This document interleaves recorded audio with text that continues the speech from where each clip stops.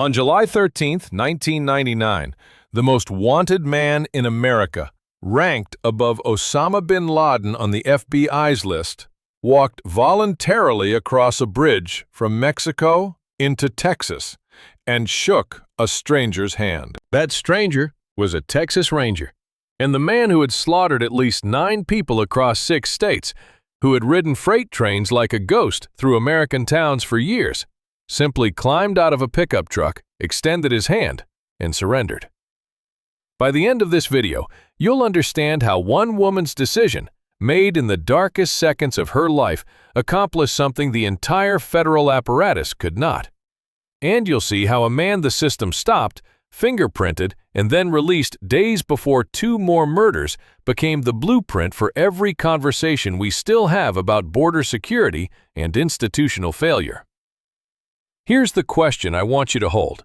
If a known fugitive's fingerprints were already in a federal database and a border agent had him standing right there, what do you call it when he walks away free? Picture a bridge at the U.S.-Mexico border, Zaragoza Crossing, connecting Juarez to El Paso. It's July 13, 1999. Texas Ranger Sergeant Drew Carter is standing on the American side, barely breathing. For 6 months, he has been working not a phone line or a fingerprint database, but a relationship. Quiet conversations with a family in New Mexico, built on nothing more than honesty and patience. He doesn't know if the man is going to appear. He doesn't know if this is the day or another dead end. Then a pickup truck rolls across. A small, lean man climbs out. He stuck out his hand.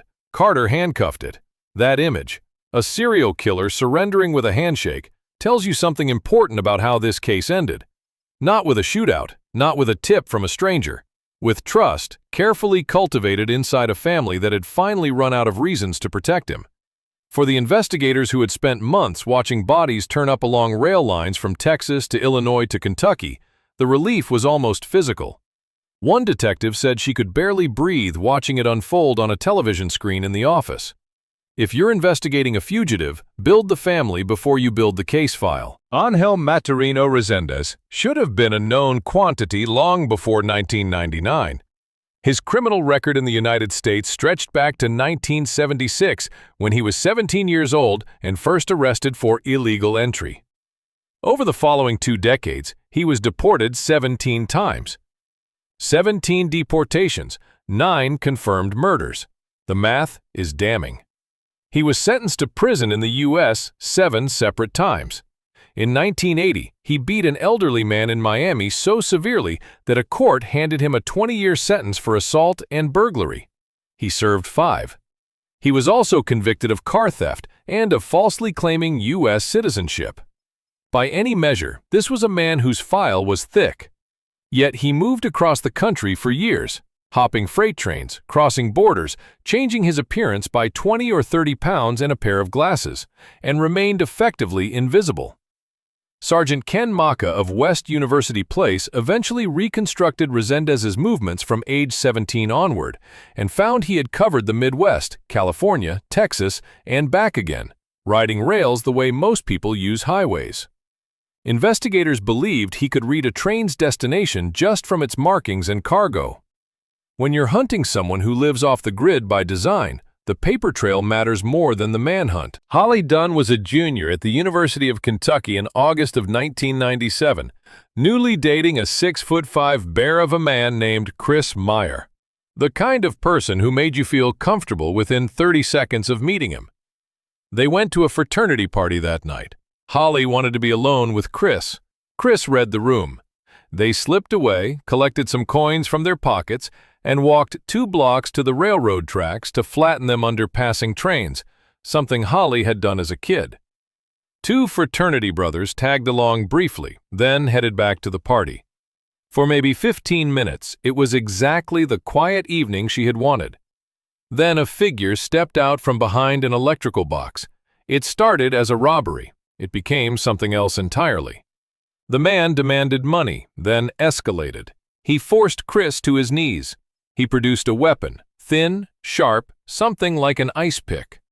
He bound Chris with his own backpack straps and tied Holly's hands behind her back with her own belt. Holly pressed her tongue hard against the gag so it couldn't be tied tight. That instinct, quiet, immediate, unexplained even to herself, would matter before the night was over. Trust the instinct that fires before fear fully arrives. It may be the only thing working clearly. Here is what made Angel Resendez uniquely terrifying, and it had nothing to do with his appearance or his strength. It was geography. A pastor and his wife murdered in Weimar, Texas, 3.5 miles from a rail line. A 73-year-old grandmother killed in her lifelong home outside Schulenburg, 1 mile from the tracks. A pediatric geneticist beaten to death in Houston's West University neighborhood, directly across the street from Union Pacific Railroad tracks. A college student killed along the railroad tracks in Lexington, Kentucky. A farmer and his daughter shot and bludgeoned in Gorham, Illinois, yards from a rail line. Every single victim lived within walking distance of a freight train. The contrast that investigators kept running into was this: these were not connected communities. Weimar had 1,400 people and unlocked front doors. West University Place was a quiet Houston suburb that hadn't seen a homicide in years. Lexington was a college town. Yet the same weapon signatures, the same ransacked rooms, the same scattered identification documents, the same missing trinkets kept appearing at scenes hundreds of miles apart.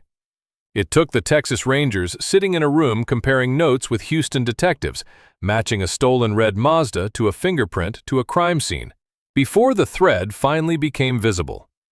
When investigating crimes that seem unconnected, the geography often speaks before the evidence does. Here is something that gets lost in the broader horror of the Resendez case. He never brought a weapon, not once. At every scene, he used whatever he found.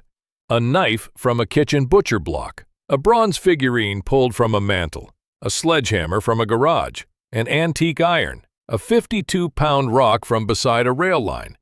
He was, in the words of one prosecutor, an opportunistic killer who used whatever was available. Which means every house he entered became its own arsenal. The weapon was always already there. He just picked it up. The Dr. Claudia Benton case in December 1998 is where the forensic net finally began to close. Benton was a 39-year-old pediatric geneticist at Baylor College of Medicine, home alone for Christmas while her husband and twin daughters visited family in Arizona. Her house sat directly across from Union Pacific Railroad tracks. When Resendez tried to flee in her Jeep, he couldn't find the keys, so he ripped the steering column apart with needle-nose pliers and, in doing so, pressed 4 clean fingerprints onto the underside of the housing. Investigators had an identification by Christmas Eve. That fingerprint connected to Holly Dunn's attack in Kentucky. The pattern was no longer theory.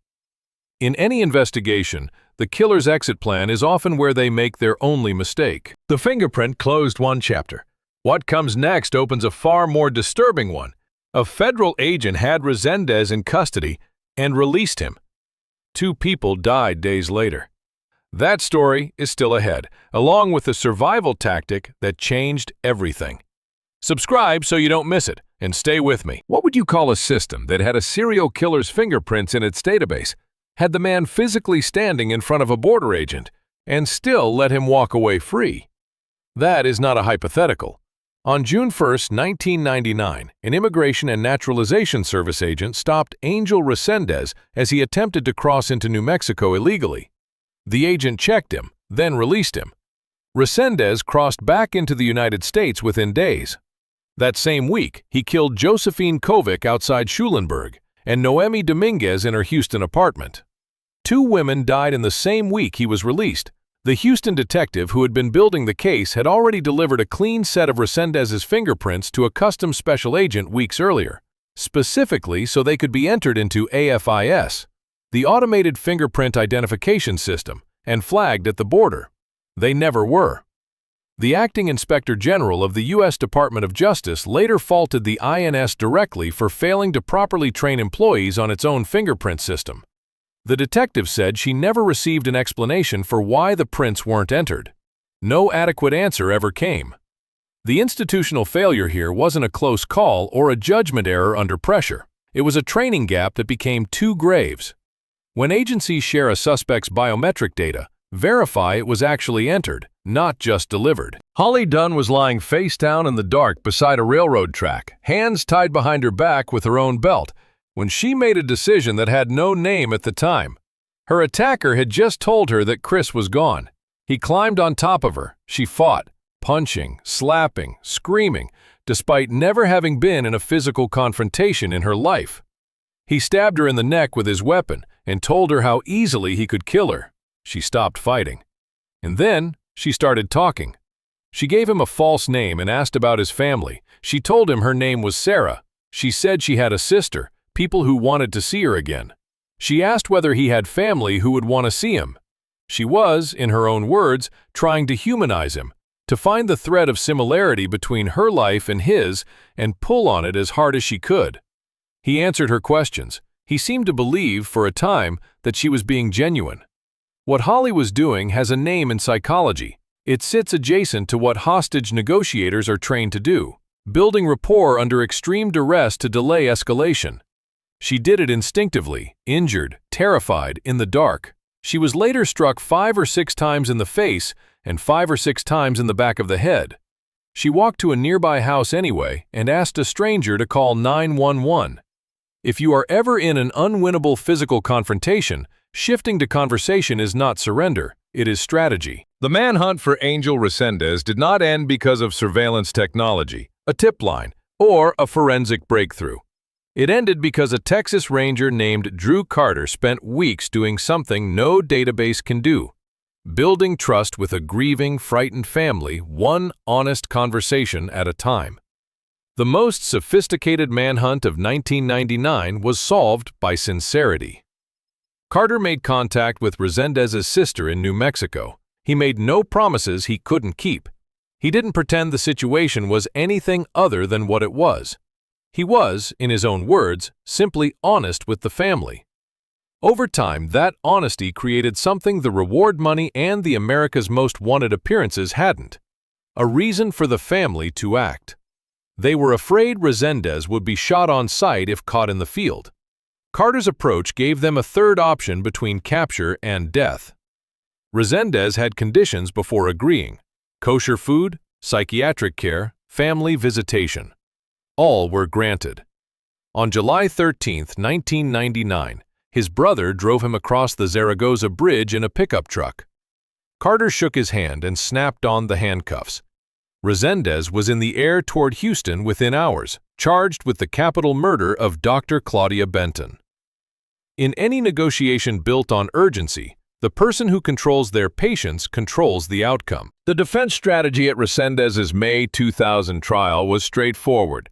The man who killed 9 people believed he was half angel, that a divine force had guided his actions, and that his victims deserved their fate. Jailhouse letters referencing chupacabras, inner demons, and supernatural missions were entered into evidence. A defense psychiatrist diagnosed paranoid schizophrenia. The argument was that Resendez genuinely did not understand the difference between right and wrong. Prosecutors had a different kind of evidence: practical, quiet, devastating. He unscrewed the porch light before every entry. He also disabled the interior light of his own car so it wouldn't illuminate when he opened the door.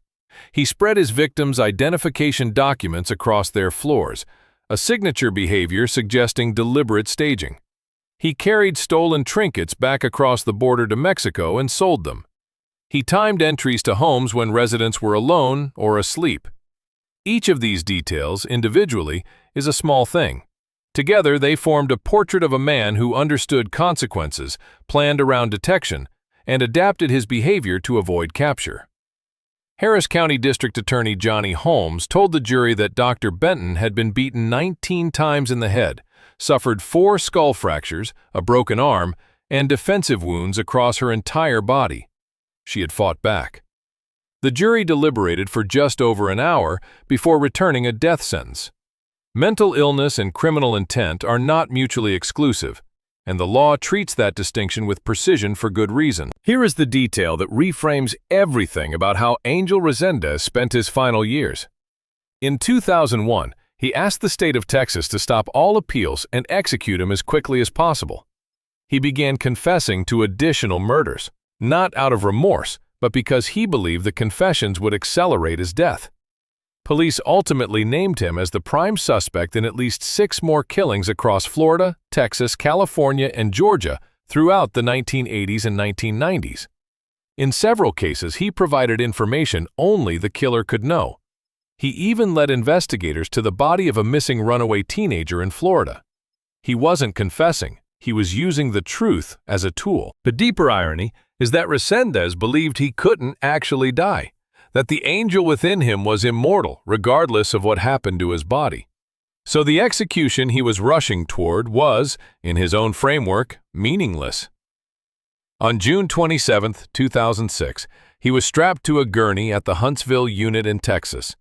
7 sets of victim family members watched from the observation room. His last words were a request for forgiveness, directed at the people in that room, acknowledging that he had allowed evil to govern his life and that he deserved what was coming.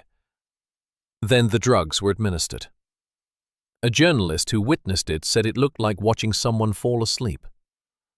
When someone tells you who they are through their actions over decades, believe the actions, not the final statement. The railroad killer case gets filed under serial murder. It belongs equally under institutional failure. A man deported 17 times, fingerprinted, and released days before 2 more killings, invisible to a system that had everything it needed to stop him. Holly Dunn named her advocacy center Holly's House. It now serves over 800 victims a year. She kept talking because she understood that silence gives a story power over you, and speaking it out loud takes that power back. The trains still run through Weimar and Lexington and Houston. Some people still can't hear one without feeling it in their chest.